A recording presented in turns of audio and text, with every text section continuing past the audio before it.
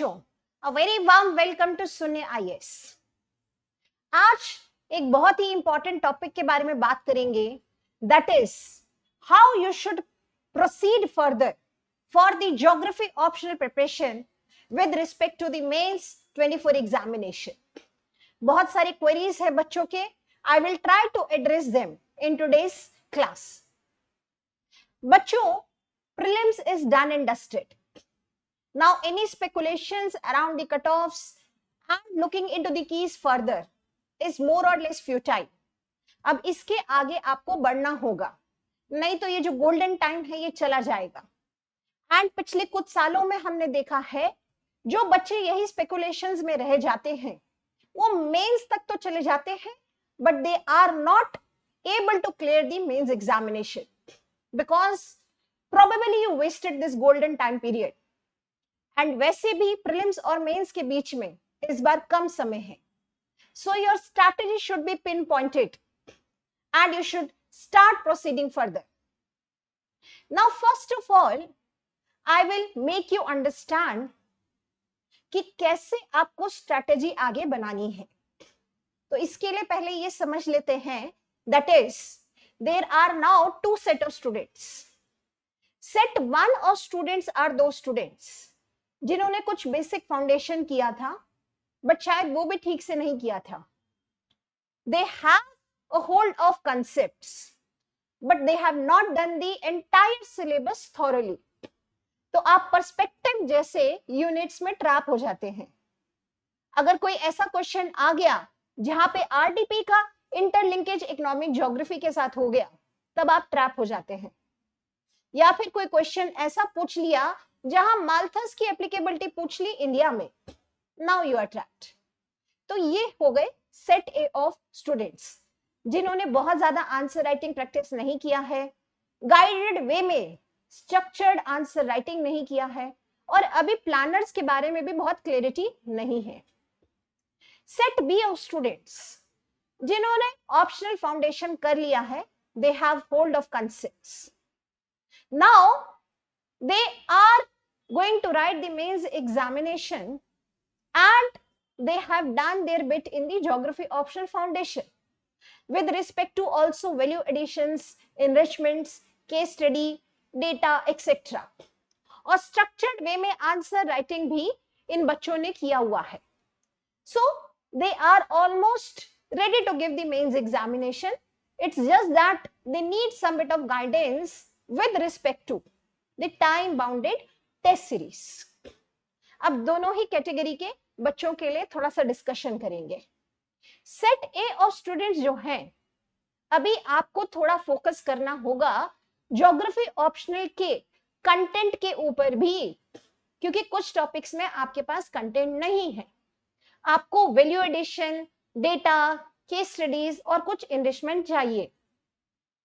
तो आपका प्लानर ऐसा बनना चाहिए कि दिन के 3 से 4 घंटे आप थोड़ा कंटेंट पे काम कर रहे हैं, एंड उसके beyond devote 1 to 2 hours also for geography optional answer writing. So दिन का आपका जैसा भी प्लानर है उसमें आप एटलीस्ट 50% या 60% time in the initial period devote करें अपने ज्योग्राफी ऑप्शनल को। धीरे धीरे आफ्टर 10-15 डेज आपका आंसर राइटिंग भी इंप्रूव होगा।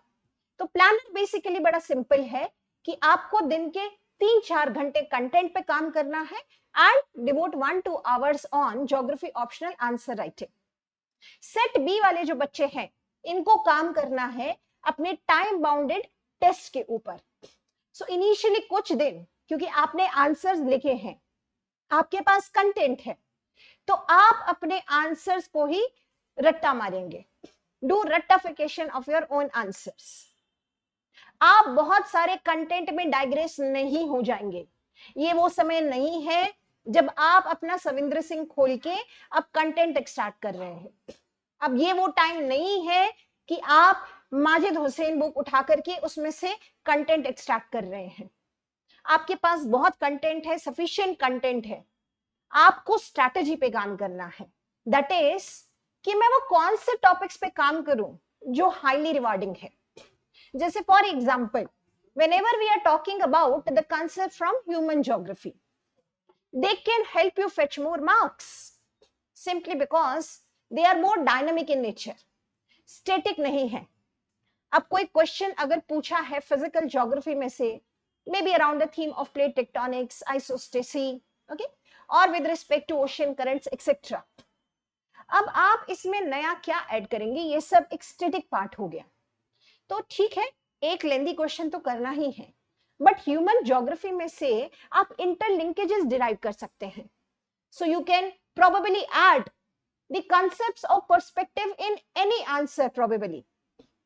तो जो सेट बी ऑफ स्टूडेंट्स हैं, आपके पास आपके समरीज बने हुए हैं, आपने अपने आंसर्स लिखे हुए हैं, अब आप बस उसको रट्टा मारिए. बहुत सारे कंटेंट कलेक्शन में मैंने देखा है बच्चे रह जाते हैं, and unfortunately I have seen some of the students return from interview multiple times because they are into the content collection mode always. एक सीमा है जिसके बियॉन्ड आपको नहीं जाना है with respect to content collection, क्योंकि पीएचडी का एग्जाम नहीं है, हमें सिविल सर्विसेज को क्रैक करना है. So set B of student जो है ये अपने कंटेंट को ही मेमोराइज करें. दिन में आप 3-4 घंटे जो है अपने कंटेंट मेमोराइजेशन पे ही डिवोट करें. बाकी का टाइम आप जो है जीएस, उसमें आप एथिक्स एंड एसे को भी डिवोट कर सकते हैं. Now set A of students, जो बच्चों को डिफिकल्टी है with respect to data collection, enrichment etcetera, अभी तक किया नहीं, अब डिफिकल्टी हो रही है. इन बच्चों के लिए हमने स्टार्ट किया है जियो 300+ इनरिचमेंट प्रोग्राम, जहां पर आपको डेली कुछ set of handwritten model answers मिलेंगे. आप उन मॉडल आंसर्स को रेफर करें एंड उससे वैल्यू एडिशन होगा आपके अपने आंसर्स में. Apart from that, weekly basis पे you will be getting sessions, and in those sessions we will be discussing the questions of the previous week and how you could have enriched your answers with the interlinkages of different topics and with the value addition of current affairs and case studies etc. and आपके Saturday को sectional test होंगे, जिससे कि आपको पता लगेगा कि आपने पूरे वीक में जो पढ़ा क्या आप उसको यूटिलाइज कर पाते हैं अपने आंसर्स में. Now this is the perspective of the enrichment program. But for set B students who are now ready to give the test series in the time bounded manner, we are starting with the Saksham mains test series that will be both with respect to GS and optional. So geography optional का Saksham test series start हो रहा है, where we will be giving you the enriched feedbacks in a time bounded manner, जिससे आपको पता लग पाएगा मेरे आंसर्स में क्या मिसिंग है, ऐसा मैं क्या लिखूं जिससे मेरे मार्क्स जो हैं बारी बारी 200-240 के अराउंड रह जाते हैं. वो वाला रेंज है जिसमें मैक्सिमम स्टूडेंट्स ट्रैप्ड हैं, 200, 220, 240 like that. How I can increase it to 280, 300+? There is no such trick which you cannot follow. The trick only lies in memorization of the answers, memorization of your summaries and replicating them in the answers in the time bounded manner. तो ये बच्चे जो हैं test series को start कर सकते हैं if they are pretty confident about their content.